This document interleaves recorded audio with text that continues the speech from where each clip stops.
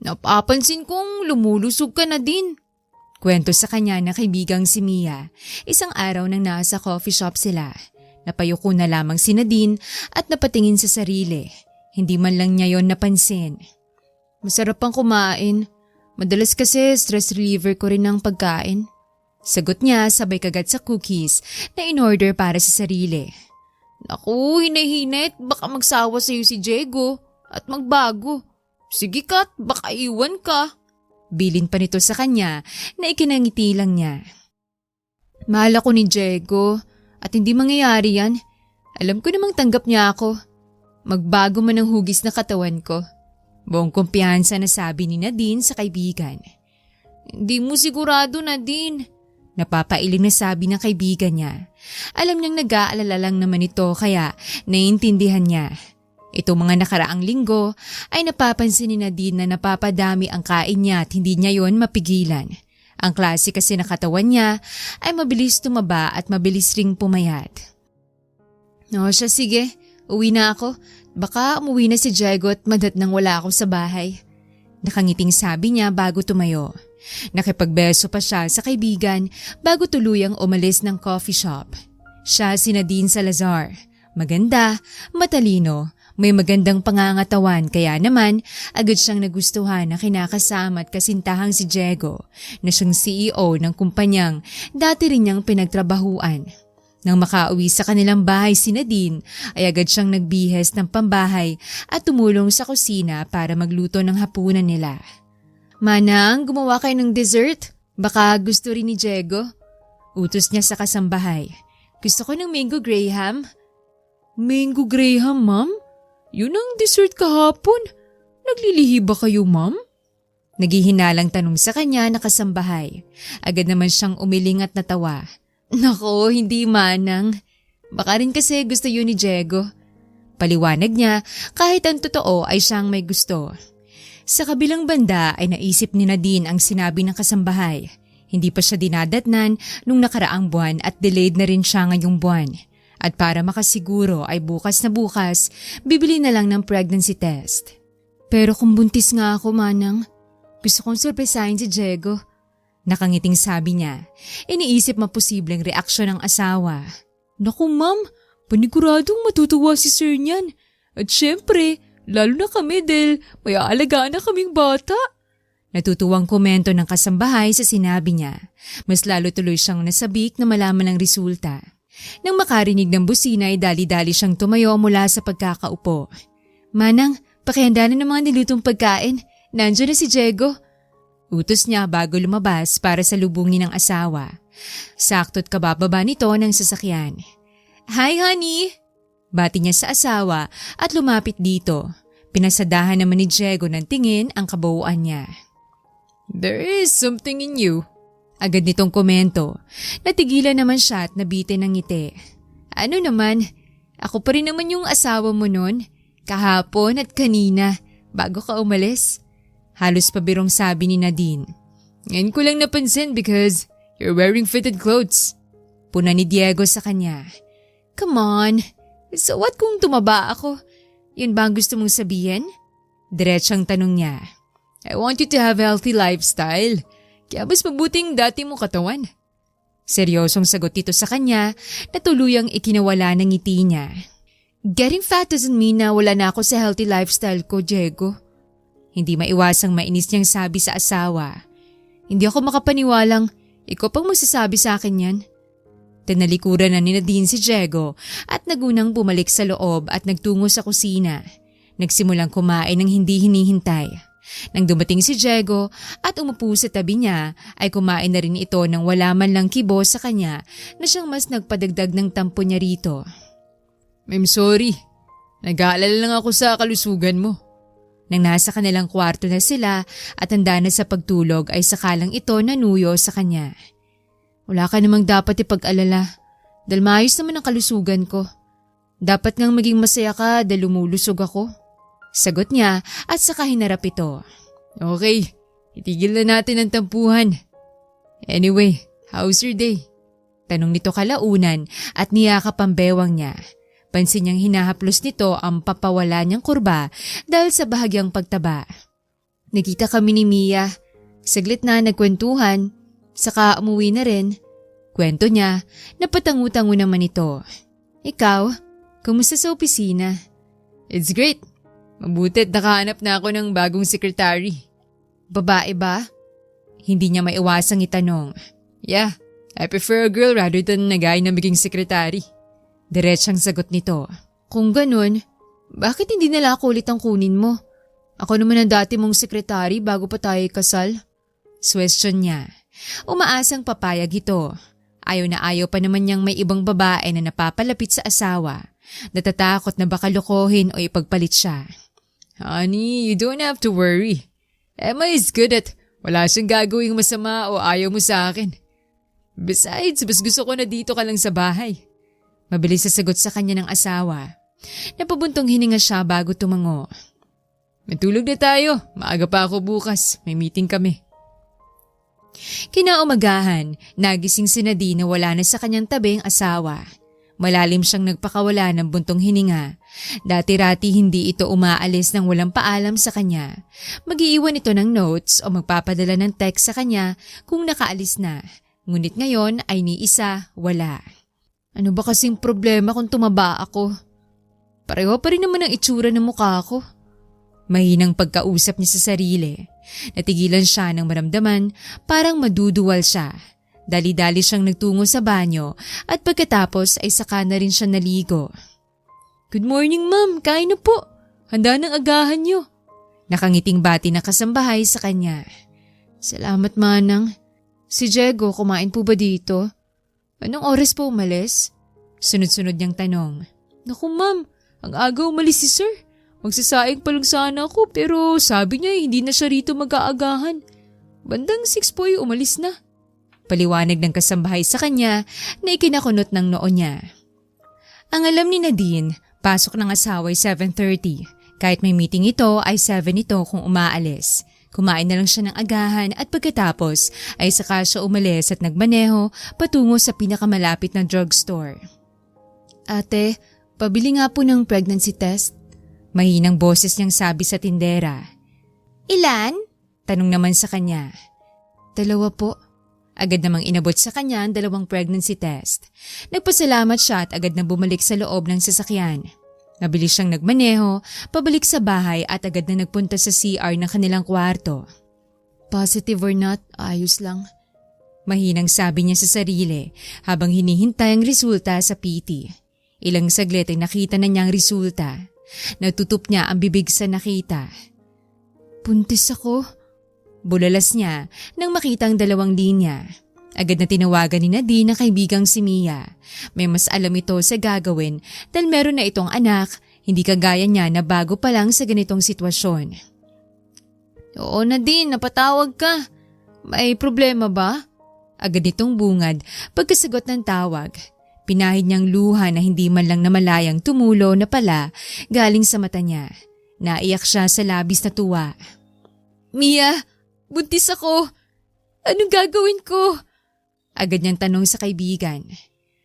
Of course, mabubuntis ka. May fiancé ka. Alam na ba niya? Sinabi mo na ba? Sunod-sunod itong tanong sa kanya. Not yet. Plano ko siyang sorpresahin. Kaya hindi ko pa sinasabi. Paliwanag niya sa kaniligpit ang ginamit na PT. Magbihis ka. Sasamahan kita sa OB ko. To make sure at malaman natin kung ilang weeks at kumusta na si baby. Para bang mas excited pa ito sa kanya. Napangiti na lang rin siya at napahawak sa tiyan. Nagpalit lang siya ng dress dahil sabi na rin na kaibigan niyang si Mia. Wala sa sariling napahawak siya sa sariling tiyan. Masaya akong malaman na nandyan ka na baby. Paniguradong matutuwa rin ang daddy mo kapag nalaman niya. Hold on, okay? Kahit wala ka pa sa harapan ko at hindi nahahawakan. I already love you, my baby. Halos maluha niyang sabi habang hinahaplos ang hindi halos halatang baby bump niya. Habang papunta sila sa OB ay kinakabahan siya. Bumalik ang kaninang kaba na meron siya at mukhang napansin yun ni Mia. Relax ka lang Nadine. Pagpapakalma ng kaibigan. Ilang minuto lang ay nakarating na sila sa klinik ng OB. In-ultrasound siya para tuluyang makita ang baby niya sa sinapupunan. Congrats, Miss Salazar, you're 8 weeks pregnant. Masayang anunsyo ng doktor sa kanya. Hindi naman niya mapigilang mapaiyak sa tuwa. Kumusta pong baby ko? Ayos lang po ba siya? Ano kailangan kong gawin? Sunod-sunod niyang tanong na medyo natataranta. Kalma lang, Mrs. Safe naman si baby at reresetahan kita ng vitamins niyong dalawa. But make sure na palagi mag-iingat. Nasa first trimester ka pa lang at ang tsansa ng miscarriage ay malaki pa. Babala sa kanya ng doktor. Agad naman siyang tumango na para bang isiniksik niya yon sa utak at hindi makalimutan. Thank you, Doc. Pasasalamat niya nang matapos ang check-up. Bumalik kayo rito after 3 weeks para mamonitor natin si baby. Nakangiting bili ng doktor bago sila tuluyang umalis ng clinic. 8 weeks ka na palang buntis? Kaya ka rin siguro tumaba ng ganyan kabilis ay hormonal changes na katawan mo bilang buntis. Don't diet yourself na din ha. 2 na kayo ng baby mo. Paalala sa kanya ng kaibigan. Kailan mo sasabihin kay Diego yan? Siguro bukas? O sa susunod na araw. Maghintay ako ng tamang tiyempo. Nakangiting sabi niya. Excited siyang sabihin pero hindi na muna ngayon. Ngunit ng gabing yon ay late umuwi ang kanyang asawa. Walang text o tawag para sabihing mauhuli ng uwi. Ang sayang nararamdaman ay nabawasan at napalitan ng lungkot. Asan ka na ba, Diego? Tanong niya sa kawalan. Hindi niya namalayang nakatulog na pala siya kakahintay sa asawa. Kinaumagahan, nagising siyang natutulog ito sa kanyang tabi. Napangiti siya't niyakap ito sa kahinalikan sa labi. Good morning, honey. Bati niya. Isinantabi ang mga tanong dahil sa hindi nito pag-uwi ng maaga at walang pasabi. Ngunit sa halip na sumagot sa kanya ay umungo lang ito tinalikuran siya. Diego, ano ba? Inis niyang tanong sa asawa. What's your problem? Umiiwas ka ba?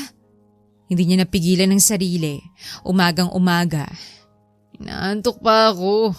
Mamaya na tayo mag-usap. Paos na boses nitong sabi sa kanya at muling pumikit. Bumuntong hininga siya at bumangon sa kama. Ginawa na lang niya ang morning routine ng masama ang loob. Bumaba sa kusina at nag-agahan ng mag-isa. Saktong nanonood siya ng TV nang bumaba ang asawa. Bihis na rin ito para sa pagpasok sa opisina. Sa kagaling kagabi? Agad niyang tanong dito. Pakainin mo muna ako bago ka magtanong. Sagot nito sa kanilagpasan siya. Nakaramdam siya ng inis pero pinigilan ang sariling sundan nito. Naalala niyang anak, kaya otomatikong humupang inis na nararamdaman. May dahilan nito, panigurado't mapakikinggan niya. After 10 minutes, lumabas si Diego sa dining at hinarap siya. I forgot to update you. Nagkayayaan sa kumpanya. Nakakahiya kung ako na mismong CEO ay inayat hindi sumama. Nakalimutan ko mag-message. Lobat na rin ang cellphone ko. Maikling paliwanag nito sa kanya. Sino mga kasama mo? Bakit hindi mo inutusan ng sekretary mo? Yun naman ang ginagawa mo dati. Office mates. Nakalimutan ko na rin sabihan ng sekretary ko. She's also with us. Nagkakasiyahan kaya hindi ko na inabala. Simpleng paliwanag nito sakay sinuot ang coat. Anyways, I have to go. May trabaho pa. Hinintay niya ang halik nito ngunit basta na lang itong lumabas ng bahay. Napakagatlabi siya at napahawak sa tiyan. We will tell it to your dad, okay? Sa tamang oras. Pagkausap niya sa anak kahit walang makukuhang tugon. Pinahid niya ang luhang tumulo sa kanyang pisngi. Masyado siyang emosyonal dahil sa pagbabago ng trato sa kanya ng asawa. Nang araw na yon ay iniwasan niyang isipin si Diego. Lahat ng maisip niyang gustong kainin ay pinaluto niya sa kasambahay at pinabili. Kain tulog ang ginawa niya sa buong araw. Wala na siyang pakialam kung mas madagdagan ang timbang niya. Lumipas sa mga araw at ganun pa rin ang trato sa kanya ni Diego. Hindi niya maiwasang malungkot sa pangbabaliwala ng asawa. Mas nadadagdagan rin ang timbang niya dahil panay ang kain at tulog niya. Kailan kaya babalik sa dati si Diego? Mahinang tanong niya sa sarili. Ma'am, si Sir Diego, nandito na po. Lasing. Humahangos na pumunta sa kanya.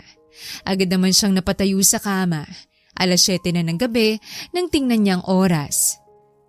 Diego? Tawag niya sa lalaki nang makita ito sa sofa. Lasing na lasing at magulong buhok at lukot ang suot na long sleeve. Anong nangyari? Bakit ka nagpakalasing? Nagmulat ito ng mga mata at mapupungay na tumingin sa kanya. Tumahimik ka. Walang buhay na boses nitong sabi. Ano bang problema mo't ganyan ka? Muling tinanong niya at mabilis na lumapit dito ng akmang tatayo. Ikaw ang problema ko. Mahina, ngunit maikling sabi nito. You can't take care of your body. Dagdag nito at iniwan siyang natulala sa sinabi nito.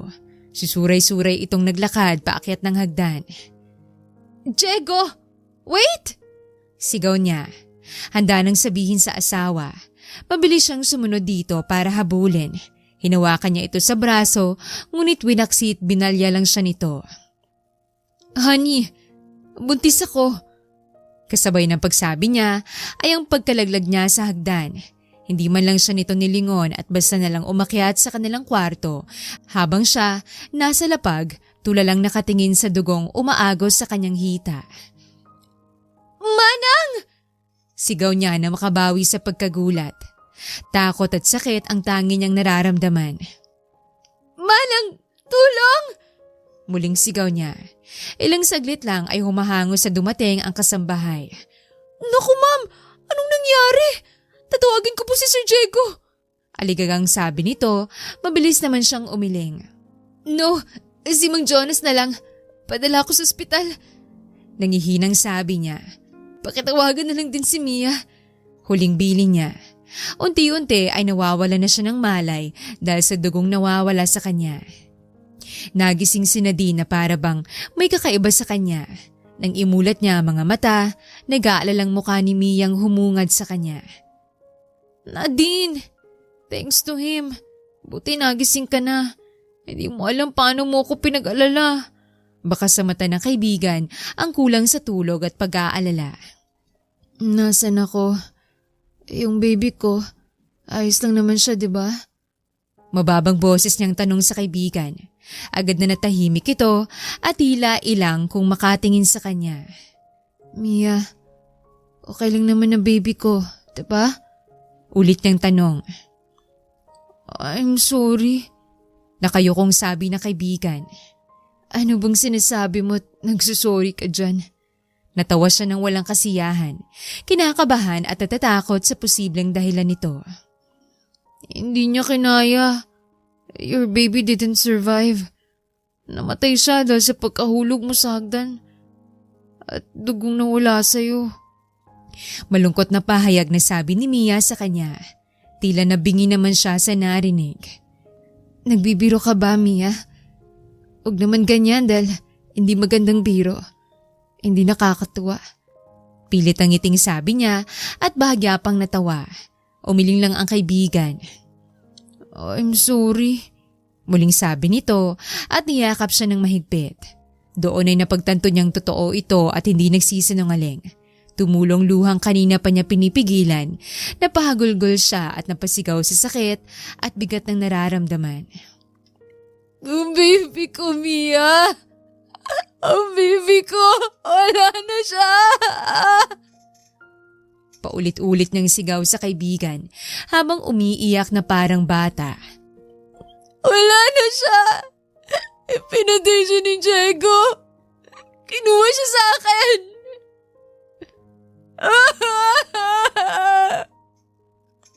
Humagulgol niyang sigaw.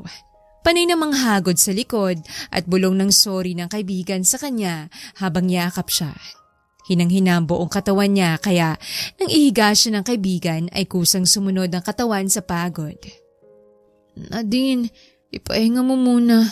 Kailangan mo ng pahinga para lumakas ka. Paliwanag ng kaibigan. Magiging maayos din ang lahat. Nakatulog siya nang may luha sa mga mata. Hindi matanggap ang pagkawala ng anak. Nang muling magising ay ang taong hindi niya gustong makita ang bumungad sa kanya. Ani, bulong na tawag ni Diego sa kanya. Umalis ka dito, Diego. Hindi kita gustong makita. Seryosong sabi niya at tinalikuran nito ng higa. I'm sorry. Mahinang dagdag nito. Too late. Huli na para sa pagkawala niya. Mapait niyang sabi. Nagsisimula na namang mamasa ang mga mata.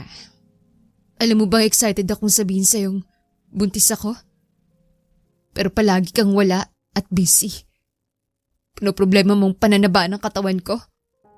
Why? Kinahihiya mo ko? Well, to tell you, buntis ako. Kaya ano na ba ako? Hindi ko alam. Sabi nito. Yeah, hindi mo alam. Kasi wala kang pakialam. Inulog mo ko sa hagdan at tinalikuran. Hindi mo man lang nilingon para tingnan at dalhin sa ospital. Ano klase ka asawa at ama? Mabigat ang dibdib niyang sabi na para bang yun na lahat ang sama ng loob niya. Wala na siya. Ngayon ka magpapakita? Lumuluhang tanong niya. Anak ko naman yun. Kung sinabi mo ng maaga, hindi ito mangyayari. Sabi nito na para bang nanunumbat at kasalanan niya ang lahat. Hinarap niya ito at walang emosyong tiningnan. At ako pang may kasalanan? Kasalanan kung hindi mo ako pinapansin at panay ang baliwala mo dahil sa katawan ko? Diego, wala ka nung mga panahong kailangan kita. Wala ka dahil lagi mong pinipiling umalis at iwan ako. Dahil gusto ko umiwas sa'yo. Hindi ko matiis na makita sa ganyang sitwasyon ng katawan mo. Nasanay akong makita ka sa magandang pangangatawan. And then I met my secretary. Kasing ganda mo siya ng katawan nung nakilala kita. That's why I divert my attention to her. Paliwanag nito na ikinanganga niya para bang may sariling isip ang kamay niya at sinampal niyang asawa. Wala kang kasing sama. Sana hindi na lang kita minahal at hindi na lang sana ako sumama sa'yo. Napapailing niyang sabi dito sa kamuling tanalikuran. Umalis ka na. Hindi na niya kayang makita ito o makisama si isang bubong. Puno na siya at suko na sa relasyong meron sila. Nung panahong kailangan niya ng karamay at ng asawa ay wala ito. Iniwan siya nito kaya wala nang rason para manatili pa sa relasyon. Anong plano mo ngayon? Tanong sa kanya na kaibigang si Mia. Kalalabas niya lang ng ospital at sa kondong pagmamayari niya siya tumuloy kasamang kaibigan. Hindi naman kami kasal. Live-in lang kaya ayos na ko umalis na ako. Bahay naman niya yon at may sarili naman akong kondo. Maybe I'll fix my life. Sirang-sira na eh. Hindi pa rin ako makapaniwalang wala na yung baby ko. Na kahit sa maikling panahon, minahal ko ng husto. Walang buhay na boses niyang kwento sa kaibigan. Sa tuwing naaalala niya ay naninikip ang dibdib niya. Laban lang Nadine. Malalampasan mo rin to. Nandito lang ako through the process ng healing mo. Once you heal your little angel in heaven, siya ang pinakamasaya para sa'yo. Palang araw, mahanap mo rin ang tamang tao para sa'yo. Nakangiting sabi ng kaibigan niya at niyakap siya ng mahigpit. Thanks, Mia. Kahit na may pamilya ka na, nandito ka pa rin sa tabi ko. Umuwi ka na at baka hinahanap ka na ng mag-ama mo. Nakangiting sabi niya sa kaibigan kahit papano'y nabawasan ang bigat ng pakiramdam niya. Yeah, you okay here? Alis na ako. Kung may kailangan ka, magsabi ka lang ha. Nakangiting paalala ng kaibigan. Tomorrow, magkita tayo sa gym ng morning. Wow, that's fast! Natatawang sabi ng kaibigan sa kanya. Papapayat lang, nakakaya sa mga mapanghusga. Biro niya at sa katuluyan ng pinaalis ng kaibigan. Nang siya na lang mag-isa ay muli siyang dinalaw ng lungkot. Hindi siya makapaniwalang wala ng baby niya. Kaya mo to Nadine. Malalagpasan mo to. Pampalakas niya sa sarili. Sisiguraduhin niyang babalikan niya si Diego at sa pagbalik niya ay ito mismong magmamakaawa sa atensyon at pagmamahal niya. Porsigido ka talagang magpapayat ha? Nakangising tanong ni Mia sa kanya. Oo naman, may babalikan pa ako. Tugon niya nang nakangisi sa kaibigan. May hubog ka pa rin naman kahit lumusog ang pangangatawan mo. Bumagay rin naman sa'yo pero iba talagang dati mong katawan. Pinasadahan siya nito ng tingin. Napairap na lang siya sa hangin. Maraming nagkakadara pa sa akin nun. Ewan ko ba't doon kay Diego ko nahulog. Napapailing niyang sabi. Sa dinami-rami ng nagkagusto at maniligaw ko, sa kanya ako napunta. Malay mo sa susunod, mahanap mo ng tamang tao para sa'yo. Tukso ng kaibigan na ikinailing lang niya. Hindi pa handa at bukas ang puso niya para doon. Isa lang ang napagtanto niya sa process ng pagpapapayat. Mahirap at hindi mabilis o agaran ng resulta. Tara na Nadine, tapos ng oras natin dito sa gym. Ayaw sa kanya ng kaibigan. Bumaba siya sa treadmill at lumapit sa upuan kung nasa ng towel at tubig. Kapagod? May improvement na ba? Tanong niya. Halos mag-iisang linggo na rin simula nung nagsimula siyang magpapayat. At mahigit isang linggo na rin simula nung umalis siya sa poder ni Diego at iwan ito. Meron naman. Huwag mong madaliin. Kain muna tayo. Alok ng kaibigan sa kanya at agad siyang nagdalawang isip. Kung mag-alala at healthy kakainin natin. Segunda na kaibigan nang mapansing napaisip at natigilan siya. Mabilis na lumipas sa mga araw, linggo, hanggang sa maging buwan. Grabe Nadine! Ikaw na ba yan? Gulat na tanong ng kaibigan. Sa isang buwan ay naging madalang din o paminsan-minsan ang pagsama ng kaibigan sa kanya. Nakakasama mo naman ako minsan-minsan. Di nga lang palagi dahil abala ako sa anak ko. Pero grabe, ito na talagang resulta sa lahat ng paghihirap mo. You're so sexy, girl! Bulalas na sabi ng kaibigan, isang araw na magkita sila sa isang restaurant. Isang simpleng tank top at high-waist pants ang suot niya, dahilan para hapit yon sa balingkinita na niyang katawan. Ang layo na sa dating katawan mo! Dagdag pa ng kaibigan. Itong bagong ako, well, masayang kumain at mataba. But this, my new body, it hits different to me. It gives me back my lost confidence. Nakangiting sabi niya na ikinangiti na rin ng kaibigan habang namamangha pa rin sa transformation ng katawan niya. Nanlaki ang mga mata ni Mia at hinawakan nang maigi ang kamay niya at bahagyang ininguso ang nasa bandang gilid sa likuran niya. Bakit? Takang tanong niya sa kaibigan. Sa kamarahang nilingon ang ininunguso nito. Napakuyom ang palad niya nang makita kung sino ito. Ang kapal nga naman talaga ng Diego na yan para ilabas-labas yung kabit niya. Hindi makapaniwalang sabi niya bago humarap sa kaibigan. Huwag kang tumingin. Don't let him see us. Di pa sa ngayon. Gosh, I can't believe this. Bilis nang ipagpalit ka. And take note, nagkaanak kayo at siya ang dahilan kung bakit nawala. Napapailing na komento ng kaibigan niya. Natahimik na lang siya dahil nabanggit muli ang anak niya. My baby doesn't deserve him. Hindi ako makapaniwalang sa ganong klase ng lalaki ko isinukong lahat sa akin. Nakatawan ko lang naman palang habol. Napapailing niyang sabi at walang buhay na natawa. Sa sumunod na araw ay inihanda niyang resume na gagamitin para sa pag-a-apply ng trabaho sa mismong kumpanya ni Diego. Ito ang trabaho niya, ang balikan ng lalaki at sirain kagaya ng ginawa nito sa kanya noon bilang higante ito. Okay na to, nakangiting sabi niya habang nakatingin sa suot. Ngayon na ang araw ng pagpunta niya sa kumpanya nito para mag-apply bilang sekretary nito. Isang sexy dress at heels ang isinuot niya. Ipinatong lang niya ang blazer sa balikat. Sino ka? May appointment ka ba kay Diego? Masungit at taas-kilay na tanong sa kanya ng sekretary nito. Lihim naman siyang napairap, ni hindi man lang nito tinawag na sir ang boss. Well, ako lang naman ang papalit sa posisyon mo. Nakangising sagot niya bago ito nilagpasan at dire-diretsyong naglakad papasok sa office ng lalaki. Humabol naman ang malandi nitong sekretary. Ma'am, hindi ka dito pwede? Mariing sabi ng babaeng sekretary sa kanya. Umirap lang siya rito. Sir Diego, I'm sorry.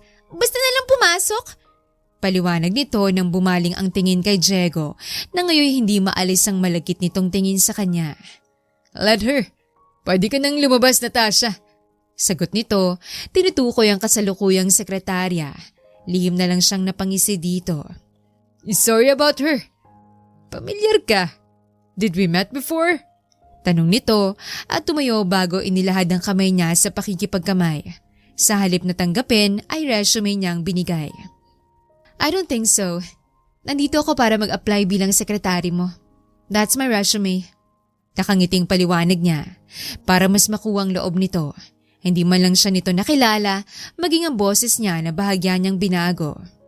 Matamis nang ngumiti si Diego sa kanya at binalik ang resume sa kanya nang hindi binubuklat.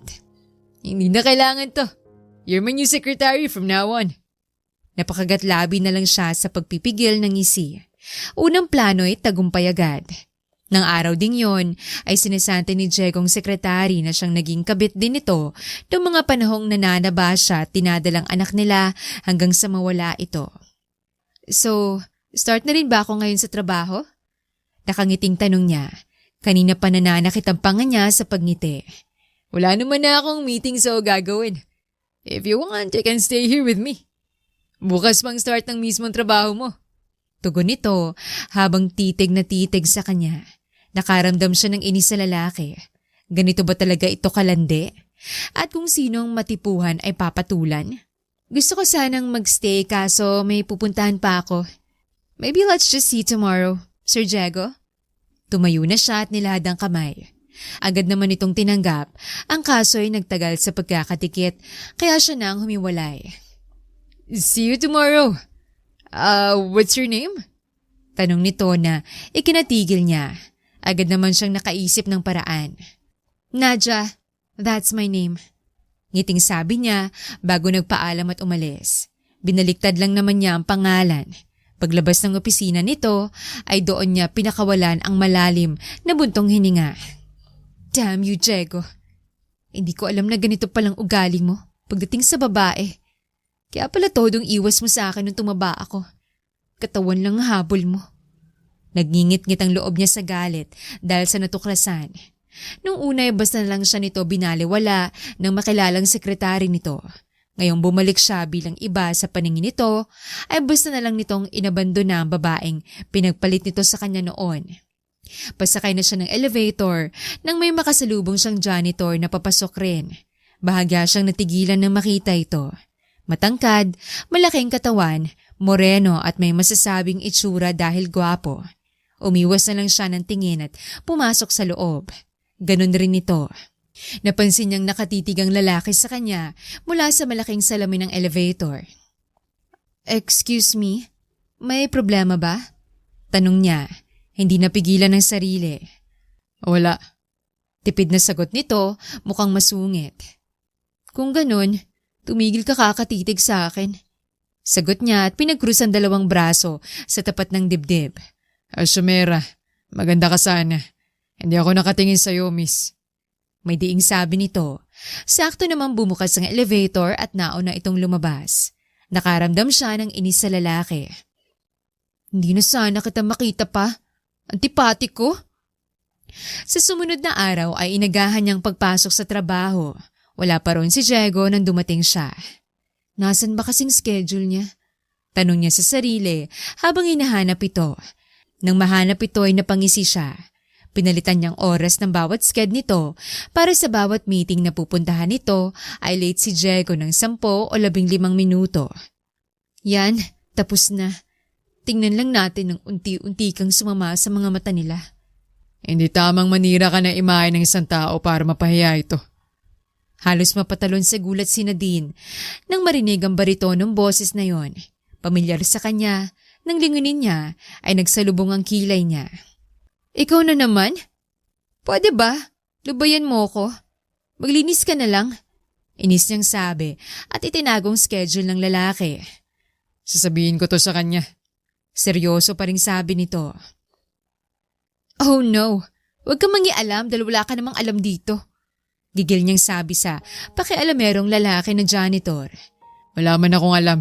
Hindi mo dapat ginagawa yan. Sabi pa nito na mas nagpadagdag ng inis niya. Ano bang gusto mo? Para tumigil ka na. Inis niyang tanong sa lalaki. Almusal? Gusto ko ng almusal. Mabilis sa sagot nito na kinangangan niya. What? Are you kidding me? Seryoso ka? Ganun ka ba kahirap at almusal lang ay wala? Nagtatakang tanong niya bago inilabas ang wallet at nagbigay rito ng pera.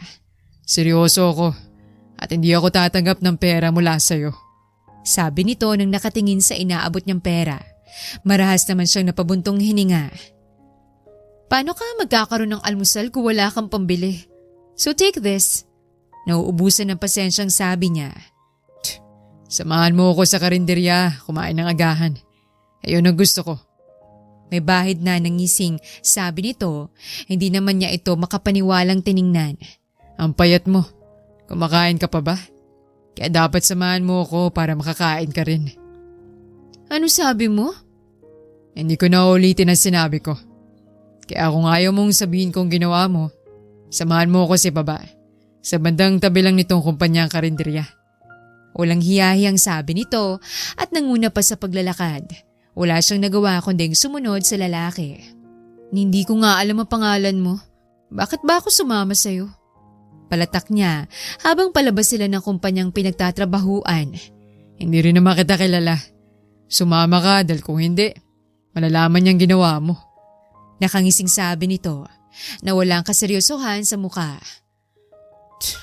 I'm Nadine. At ikaw? Pakilala niya sa sarili. Felix. Tipid na sagot nito na ikinangiwi niya bago tumango. Na makarating sila sa kainan ay ito nang nag-order at halos mapanganga siya sa dami na kinuha nito. Hindi ako gutom kaya ikaw nang umubos niyan. Sabi niya nang dumating ang pagkain. Diet ako. Sa lagay na yan, kumakain ka pa ba? Tanong nito, muling seryoso. Hindi ako kakain kung hindi ka kakain. At malalaman niya kung anong ginawa mo. Kung paano mo pinalitan ng schedule niya. Umirap siya sa hangin sa sinabi nito. Bina-blackmail na naman siya ng lalaki. Nagsimula siyang kumain. Masaya ka na? Sarkastikong tanong niya. Tumango naman ito at kumain na rin. Nang matapos silang kumain ay sabay silang bumalik sa kumpanya.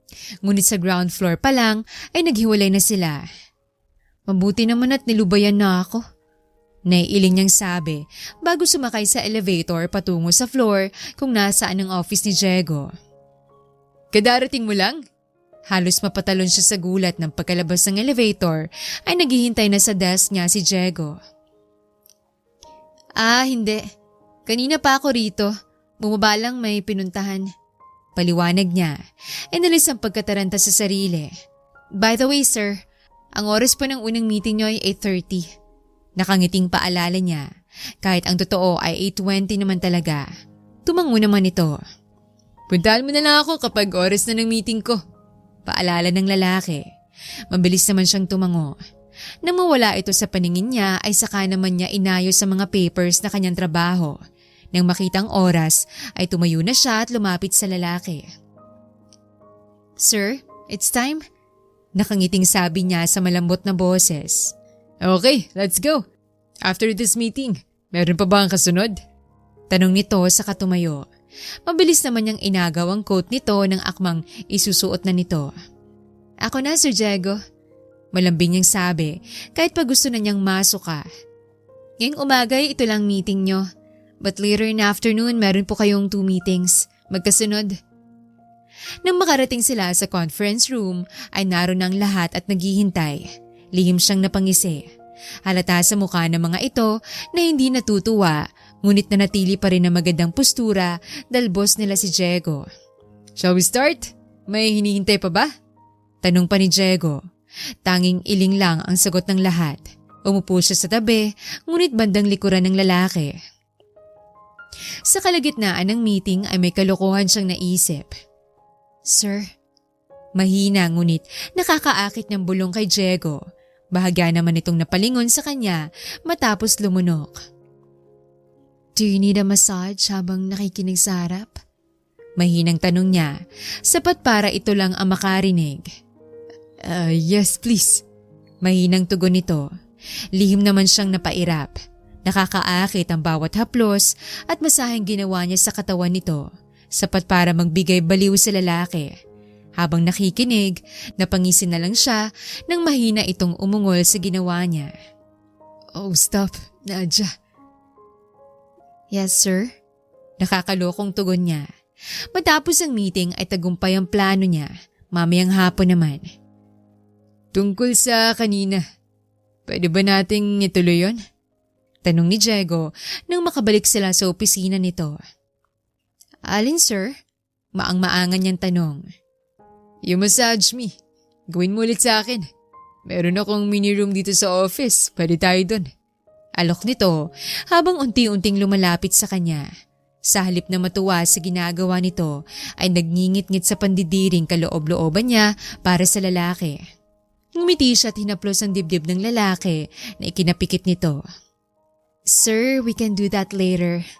Magtrabaho muna, okay? Malambing niyang tanong at para naman itong nahipnotismo sa kanya dahil agad na tumango. Nang sumapit ang hapon at matapos ang meeting nito sa una ay dinalhan niya ito ng kape sa office.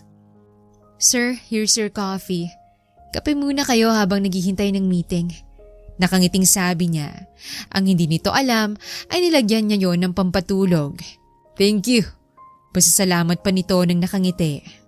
You're so much welcome, sir. Nakangiti ng matamis niyang sabi, saka umalis ng office nito. Nang makaupo siya sa sariling pwesto, ay sinilip niya ang lalaki. Iniinom na nito ang kapeng ginawa niya. Pagtingin niya sa harapan, ay halos mapatalon siya sa gulat. Ano naman bang ginagawa mo rito?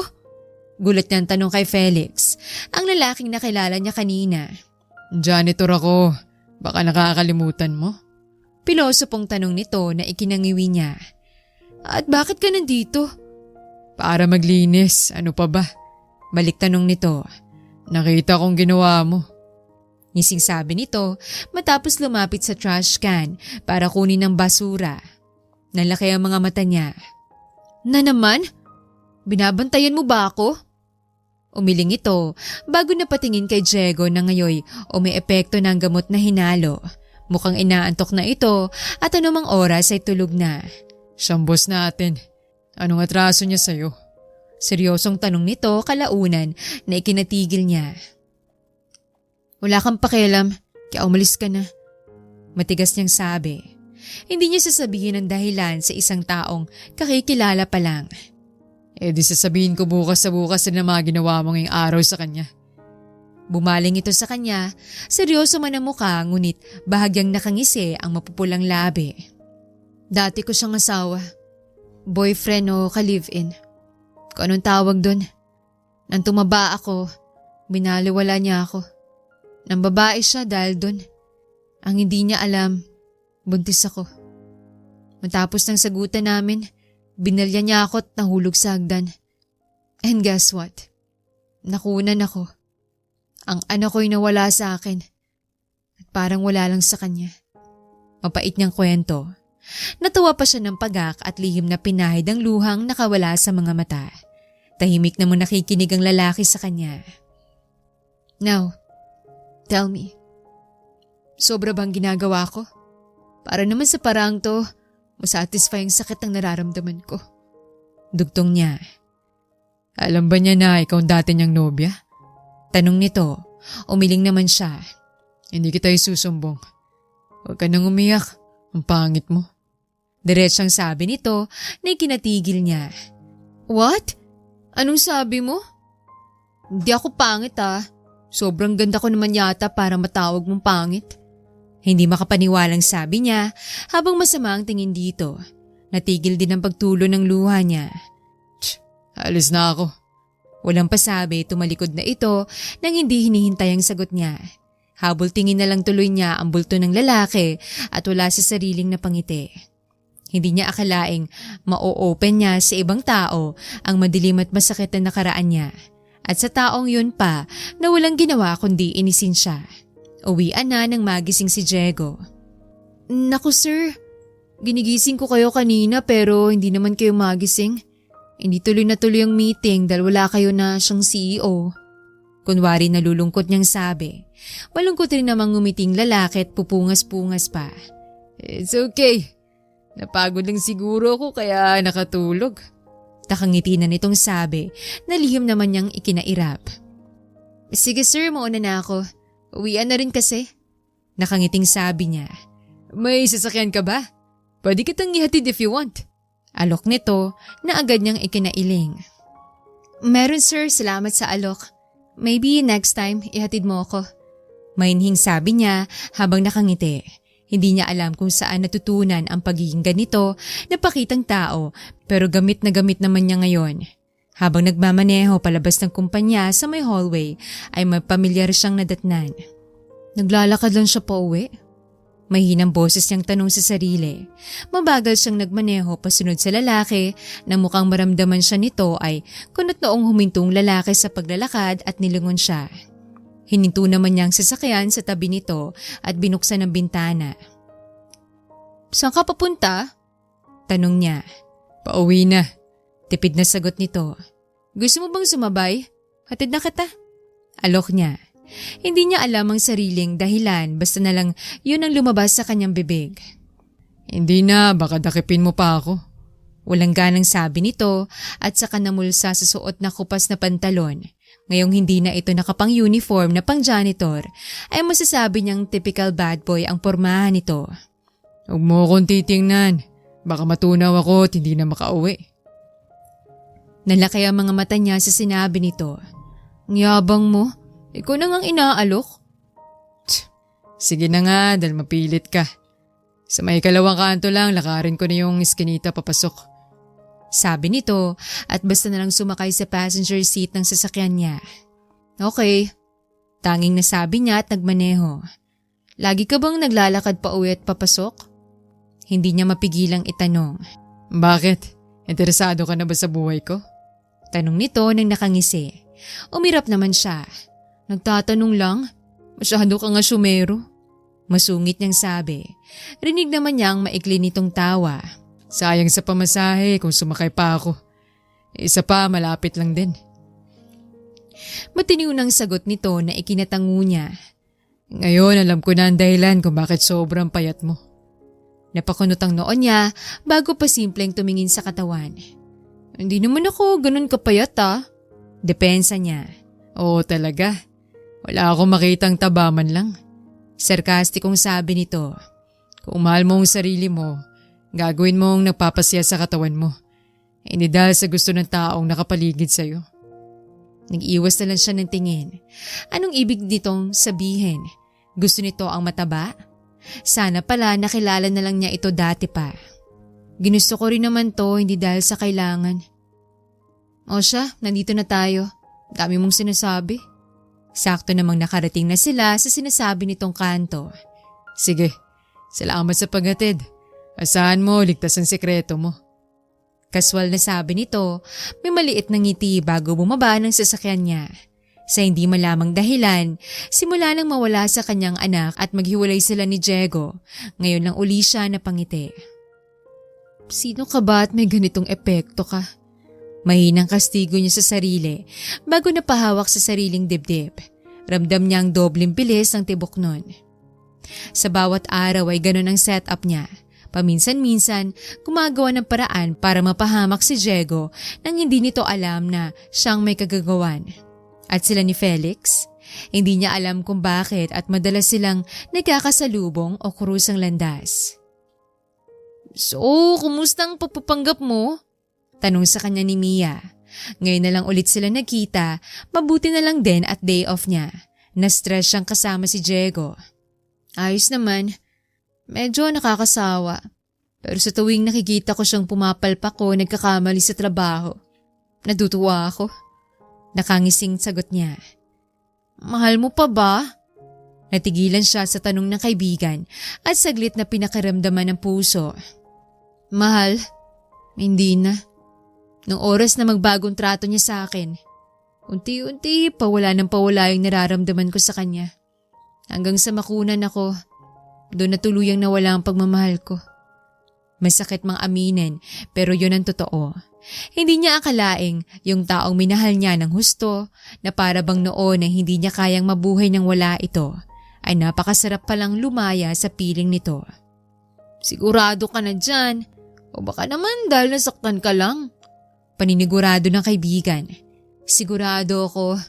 Buong kumpiyansang sagot niya. Mia, you know what? May nakilala akong lalaki. He's a janitor. Lagi siyang nakakairit at nakakainis. Lahat ng ginagawa kong plano kay Diego, lagi niya akong nahuhuli. Nakasimangot niyang kwento sa kaibigan. Hindi mapigilan ng bibig. Lumitaw naman ang mapaglarong ngisi nito. Really? Nakuha niyang atensyon mo?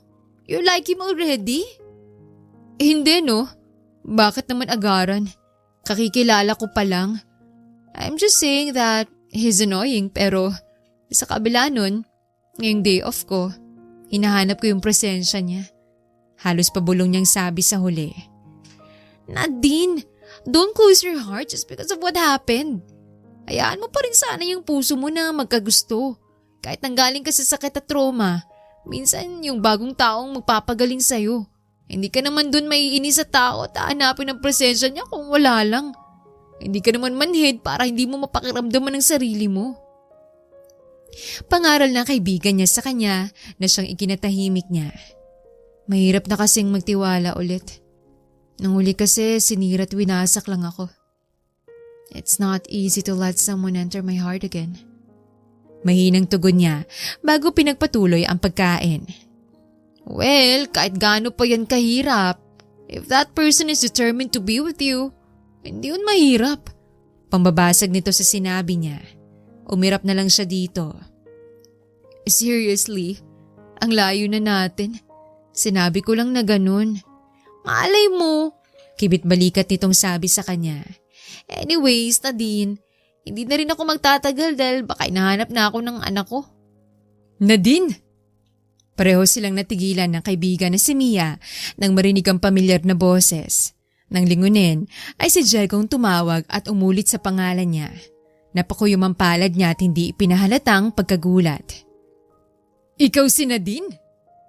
Oh, but you're my secretary. You said your name is Nadia. Naguguluhang tanong ni Diego sa kanya. Surprise! Kung nagbabasa ka sana ng resume, malalaman mo. Seriously, akong kinasama mo na 2 taon sa pamamahay mo at itinuring na asawa. Hindi mo man lang agad ako nakilala? Nakangising tanong niya. Marahil kaya hindi dahil iniba niya ang boses at nagpahid ng kung anong makeup para magmukhang ibang muka. Niloko mo ko. Napapailing na sabi ni Diego sa kanya. Pagak naman siyang natawa. Really, Diego? May kapal ka pa na mukhang sabihin yan? Sa ating dalawa, ikaw ang naunang nanloko. Dahil habang ako hinaharap ang pagbubuntis at pagbabago ng katawan ko, ikaw ay nilalayuan ako kasama ng babae mo. Now, tell me, sinong naunang nanloko? Matalim ang mga matang tiningnan niya ito. Bawat salitang binibigkas ay may diin. Nakaraan na yun, Nadine. Mahina ngunit mariin itong sabi sa kanya. Nakaraan na yun? Hindi maalis sa akin yun dahil nawalan ako. Nawalan ako ng anak dahil sa'yo. Halos pasigaw niyang sabi para matauhan ito at maisip ang lahat. Hindi lang ikaw. Nawalan din ako ng anak. Kaya huwag kang umakto na para bang ikaw lang. Pabalik nitong sabi na ikinailing niya. Nagpakatatay ka ba? Wala ka sa tabi ko. Nang panahong kailangan kita. Mahinang boses na sabi niya bago tumayo at tumingin sa kaibigan. Tara na Mia, alis na tayo. Nakakawalang gana kumain kung may ganitong klaseng tao. Malamig niyang sabi bago masamang tiningnan ng lalaki. Nadine, wait! Pigil na tawag nito pero hindi na niya nilingon ng lalaki. Nang nasa parking lot na sila ay malalim at marahas siyang nagpakawala ng buntong hininga. Ang sakit pa rin pala. Mahinang sabi niya sa kaibigan. Hindi minamadaling paggaling na din. Lilipas din at gagaan ang lahat. Are you okay? Ngayong alam na niya na ikaw palang ex niya. Babalik ka pa ba sa kumpanya niya? Mahinahong tanong ng kaibigan. Umiling naman siya. Hindi na. I have no reason to come back. Paano naman si yung guy na nakalala mo? Mapanuksong tanong nito. Napakunot ang noon niya at agad na nag-iwas ng tingin nang mapagtantong sinasabi ng kaibigan. Shut up, Mia. Wala yun. Kung mag-cruise man ulit ang landas di maganda. Kung hindi, maganda pa rin. Masungit niyang sabi, saka nagpaalam na sa kaibigan at sumakay sa sariling sasakyan at bumalik sa kondo niya para makapagpahinga na. Kinaumagahan, napagdesisyonan niyang mag-jogging at pagkatapos ay dumiretso ng market para na rin mag-grocery. Ano bang kailangan kong bilhin? Tanong niya sa sarili matapos kumuha ng cart. Naglakad-lakad siya at naghanap ng mabibili nang biglang bumunggo ang cart niya sa isa pang cart. Kaya napalingon siya at gulat nang makita kung sinong nasa harapan niya. Hindi nag-iingat. Saan-saan kasi tumitingin. Palatak na parinig nito ni Felix. Naningkit ang mga mata niya. Excuse me, nagtitingin ako ng bibilhin. Ikaw tong harang-harang. Kung nakita mo pala ako di sana umiwas ka sana. Nang di ko nabunggo yung cart mo. Wow, at naging kasalanan ko pa ngayon. Sarkastiko, tila hindi makapaniwalang sabi nito. Natahimik naman siya at napanguso. Okay, fine, kasalanan ko rin. Anyways, anong ginagawa mo rito? Sinusundan mo ba ako? You should be at work as janitor. Ang lawak din ng imahinasyon mong sinusundan kita. Ikaw lang ba may karapatang mag-grocery? Wala na akong trabaho kaya hindi na ako janitor. Iwas tinging sabi nito sa huling linya. That's good. Me too. I'm no longer a secretary. Nakangiting sabi niya. Kumunot naman ang noo nito. Alam na niyang ako ang ex niya. Kaya wala na akong dahilan para bumalik pa dun. Tumangulang ito. Akmang aalis na nang sumabay siya rito sa paglalakad. Ikaw ang sumusunod sa akin, hindi ako. Sabi nito nang mapansin siya. Hindi na lang siya sumagot para matigil ang bangayan nila. Matapos nilang mag-grocery ay sabay rin silang lumabas. Kumain ka na? Halos sabay nilang tanong nang mapatingin sa isa't isa. Nahihiya naman siyang nag-iwas ng tingin at bahagyang natawa. Mag-almusal muna tayo. Alok ni Felix sa kanya. Agad namang nagwala ang puso niya sa loob ng dibdib. Sa simpleng alok nito ay hindi niya maipaliwanag ang tuwang nararamdaman para bang yun din ang gusto niya. Sure, tara. Sagot niya, kunwaring napipilitan. Sa labas ng market ay may kainan, kaya doon na sila nagpunta. Bakit madalas sa karinderya mo ko dalhin sa tuwing inaaya? Hindi niya maiwasang tanungin. Ako naman ang magbabayad. Kung presyong pag-uusapan. Mas masustansya pagkain sa karinderya kaysa fast food. Bukod sa lutong bahay ay mas masarap dito. Simpleng sagot nito sa kanya. Napakasimple nitong tao, kahit minsan ay mayabang kung magsalita sa kanya. May parte sa kanyang nagustuhan niya ang ganong ugali ng lalaki. Kumain ka na ha? Hindi ka mabubusog sa kakatitig mo sa akin. Nakangisi nitong sita sa kanya na ikinasinghap niya at natawa ng pagak. Ang yabang mo, bulong niya bago nagsimulang kumain. Bakit di mo kasamang girlfriend o asawa mo? Ang aga mong namili. You should be with her. Ang totoo ay gusto niyang malaman kung may kasintahan na ba ito at hindi nga lang niya maitanong ng diretsyo, kaya yun ang sinabi niya. Wala ako niyan. Inutusan lang ako ng nanay ko. Bale walang sagot nito. Kalaunan ay natigilan at napatitik sa kanya bago ngumisi. Bakit mo tinatanong? Interesado ka na ba sa akin? Sabihin mo lang. And then what? Taas ang isang kilay na tanong niya. Sinusubukan nito. Nang mapanindigan kita. Seryosong sabi nito na ikinatigil niya. Biro lang. Bawi nito sa katatawa-tawang uminom ng tubig. Matinding irap ang binigay niya. Ang tinumo. Bahala ka nga dyan. Mauna na ako. Huwag na sana ulit tayong magkita. Inis niyang sabi bago tumayo at binitbit ang mga pinamili. Masama ang loob niyang umalis doon at bumalik sa sasakyan. Bubuksan pa lang sana niya nang may humawak sa braso niya dahilan para mapatingin siya sa may gawa nun. I'm sorry. Hindi ko sinasadyang hindi ka matuwa sa biro ko. Seryoso at bakas ang sinseridad sa mga mata. Sinabi mo na sa akin ang nakaraan mo. At alam kong hindi ka pa handa. Kaya didistansya mo na ako. Pero sa oras na kaya mo nang buksan yung puso mo, manliligaw ako. Tulala siyang napatitig dito at napakurap-kurap. Kalaunan ay ngumiti ito at ginulo ang buhok niya. Sige na, umuwi ka na. Magkikita pa tayo sa susunod. Paalam nito sa kanya at ito na rin mismong nagpasok ng mga pinamili niya sa sasakyan at halos akayin pa siya nito papasok sa loob ng driver's seat. Hindi kita maintindihan. Tanging nasabi niya nang akma nitong isasara na ang sasakyan niya. Maintindihan mo rin ako. Nadine kapag handa ka na ulit. Nakangiting sabi nito sa kanya, saka siya iniwan. Bagamat naguguluhan sa sinabi nito, ay magaan ang pakiramdam niya nang umuwi sa kanyang kondo, ngunit natigil lang yon nang sa tapat ng kondo niya ay naroon si Diego at naghihintay sa kanya. Anong ginagawa mo dito? Seryosong tanong niya. May dala pa itong bulaklak at chocolates na kung sa ibang pagkakataon siguro ay matutuwa pa siya kapag nakita yon. I'm here to give you this. Ayain din sana kitang kumain sa labas. Nakangiting sabi nito na ikinabuntong hininga niya. Para san? Walang emosyon niyang tanong. Alam niyang ibig sabihin ng ginagawa nito at wala na siyang pakialam dito. Gusto kong bumawi sa lahat ng mga pagkukulang ko sa'yo, Nadine. Can you give me second chance to prove myself to you? Tila nakikiusap na tanong nito. Ngunit sadyang matigas na yata ang puso niya para dito. Diego, huli na ang lahat.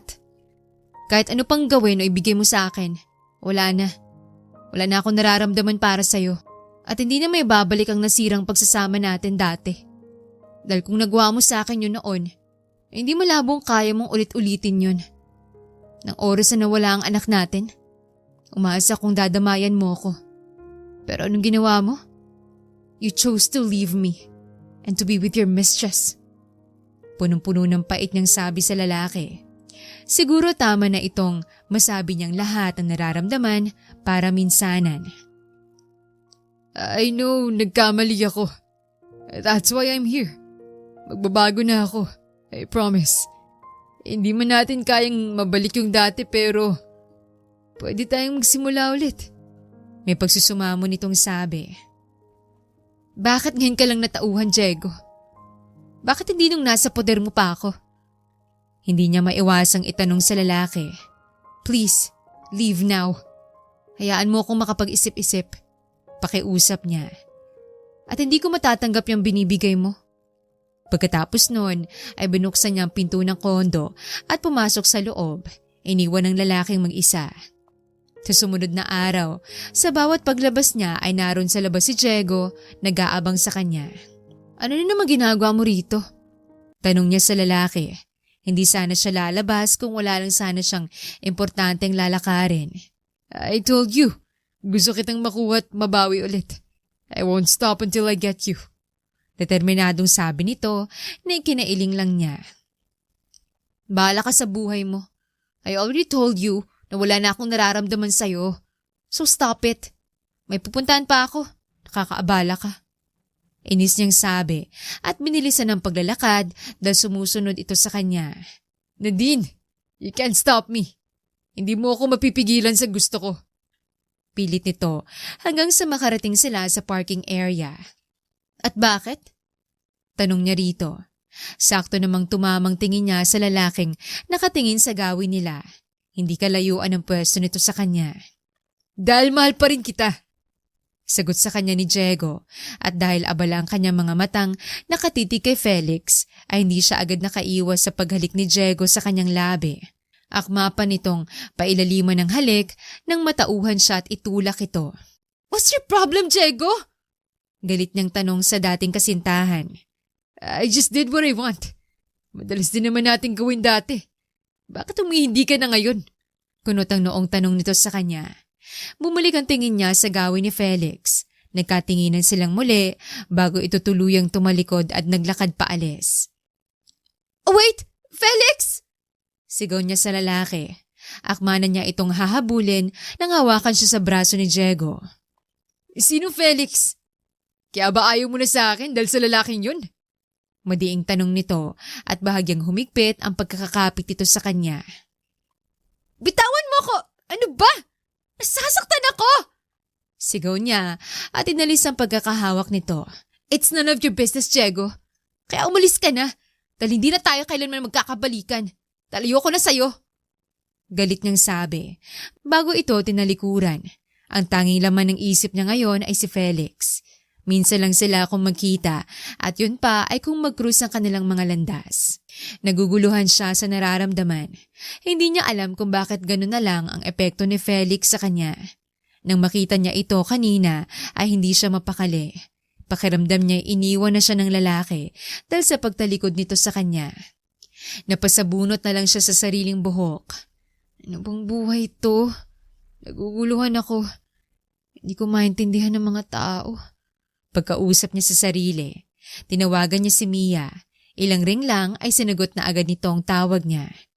Oo Nadine, napatawag ka? Tanong ng kaibigan. Bar tayo mamaya, pwede ka ba? Tanong niya sa kaibigan. Yes! Sakto, nandito si na mama. Silang mag-aalaga sa anak ko. Isama ko na rin ang asawa ko para naman makapag-relax kami. Sagot ng kaibigan. Ano bang problema at bigla kang nag-aya? May nangyari kasi. Para nang sasabog ang utak ko. Kwento ko mamaya. Napasuklay siya sa sariling buhok nang muling maalalang nangyari. Okay, just text me the location. Kita lang tayo mamaya. Bilin ng kaibigan. Matapos ang usapan ay pinatay na niyang tawag, tatapusin na lang muna niya ang pakay, saka uuwi na agad para makapagpahinga. Pakiramdam niya yung naubos ang energy dahil sa nangyari. Nang sumapit ang gabi, ay nagbihis na siya. Isang simpleng sexy red dress ang suot at stiletto na kulay itim. Kinulot rin niya ang saloy ng mahaba at straight niyang buhok.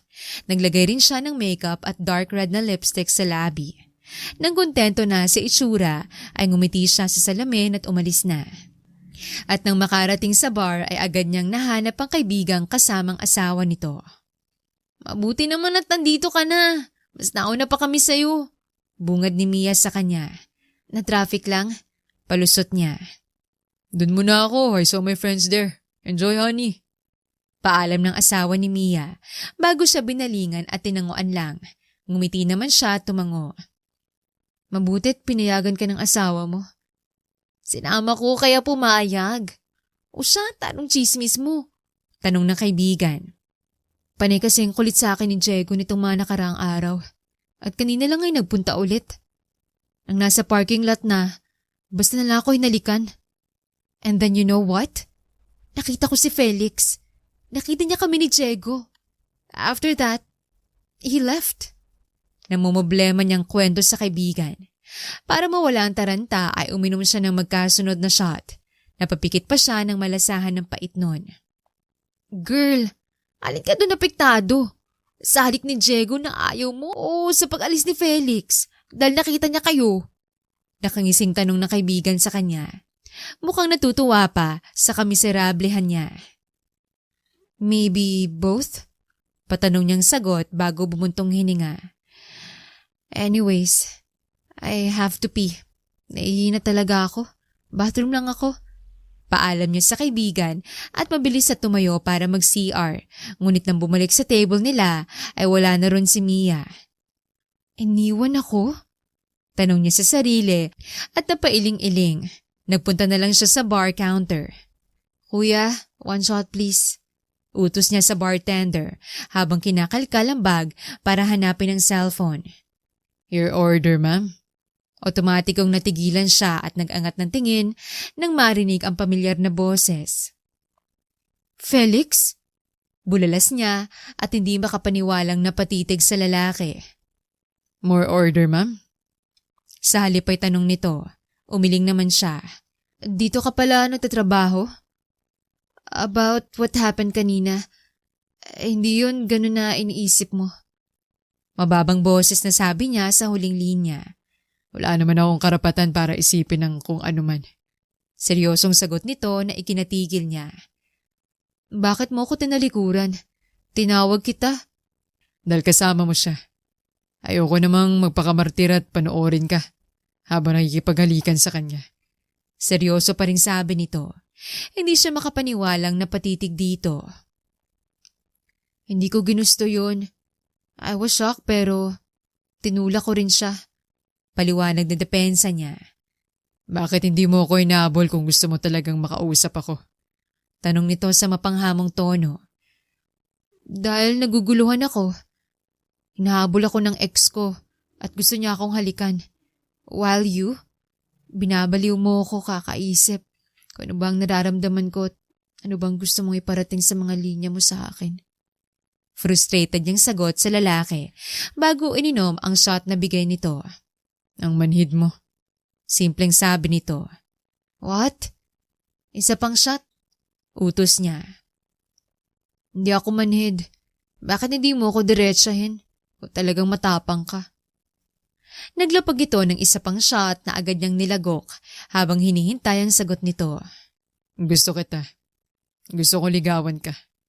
Gusto kitang mapasakin. Masaya ka na? Pero hindi pwede. Dahil nakakulong ka pa rin sa nakaraan mo. Sagot nito habang umiigting ang panga at seryoso nakatingin sa kanya. Now, happy? Napakurap-kurap siya bago tumango. I'm already healed. Nakalaya na ako sa nakaraan ko. Dahil hindi ko na siya mahal. You know why? Dahil ikaw ang dahilan. Lagi mo kinukuha ang atensyon ko. Kaya sa'yo lahat napunta. Ito naman ang natigilan habang nakatitig sa kanya. Ikaw ang gusto ko, Felix. Handa na akong magmahal muli. Kusang nagbukas ang saradong puso ko para sa'yo. Dahil naramdaman niyang ligtas siya sa'yo. Pag-amin niya, napapikit na lang siya sa dibdib ng lalaki nang hawakan siya nito sa batok at siilin ng mainit na halik. Nasa pagitan nila ang harang sa bar counter. Nang maghiwalay sila ay natawa na lang siya nang makitang nakatitig sa kanila ang ilang customer at kasama nitong bartender. Pwede ko bang i-table muna to? Tanong ni Nadine sa kasamahan ni Felix. Tumangulang ito kaya napangiti siya. Hinila ni Nadine palabas si Felix ng bar at dinala sa kotse niya. Asa naman tayo pupunta ngayon? Tanong nito sa kanya. Kilalanin natin ang isa't isa.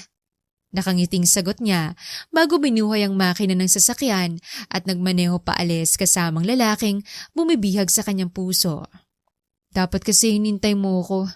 Nilapitan mo ko at maaga mong sinabi. Napapailing niyang sabi sa lalaki. Hindi mo ako masisisi. Nakita ko kayong dalawa at kung paano kanya halikan. Natakot ako. Akala ko bumalik ka na sa kanya. Iwas tinging sagot nito. Hindi yun mangyayari. Dahil ikaw na ang laman nito. Mayabang niyang sabi at bahagyang tinurong dibdib kung nasaan ang puso. Nagbunga rin pala mga pangungulit ko sa'yo. Nakangisi ng sabi nito na ikinairap niya. Yeah? At ano, pagtapos balak mo na lang ako iwan? Ganun ba? Matare kunwari niyang tanong. Hindi. Balak kitang anakan at patabain. Ngising sabi nito habang may mapaglarong emosyon na nasa mga mata. Shut up, Felix. Hirap akong nagpapayat tapos ibabalik mo lang sa dating katawan ko. Inis niyang tanong. Depende. Mayabang na sabi nito. Sakto naman na traffic sa kalsada. Kinabig siya nito at muling siniil ng mainit na halik. Ang halik ni Felix ay bumaba sa panga ni Nadine hanggang sa umabot sa leeg, pataas sa likod ng kanyang tenga, pabalik sa kanyang labi. Napapikit na lamang siya at impit na napaungol sa kiliting binibigay nito sa kanya. Felix, daig niya sa pangalan nito nang buhatin siya nito at ipaupo sa kandungan ng lalaki. Matagal pa naman dahil traffic. Saglit lang to. Paus na boses nitong bulong sa kanya na nagbigay sabik sa kanya. Tumango siya rito. Mabuti na lang rin at tintad ang sasakyan niya. Sa pagkakataong ito, alam niyang hindi na siya muling masasaktan dahil pumili siya ng taong kaya siyang tanggapin, payat man o mataba. Magbago man o hindi ang katawan, kaya pa rin siyang mahalin ng totoo. Nagsisimula pa lang sila pero alam niya na pareho nilang haharapin ang pagsubok na magkasama. Hindi lahat ng pangit na simula ay mananatili. May bagay lang talaga na naghihintay ng tamang pagkakataon bago dumating ang magandang pangyayari sa ating buhay.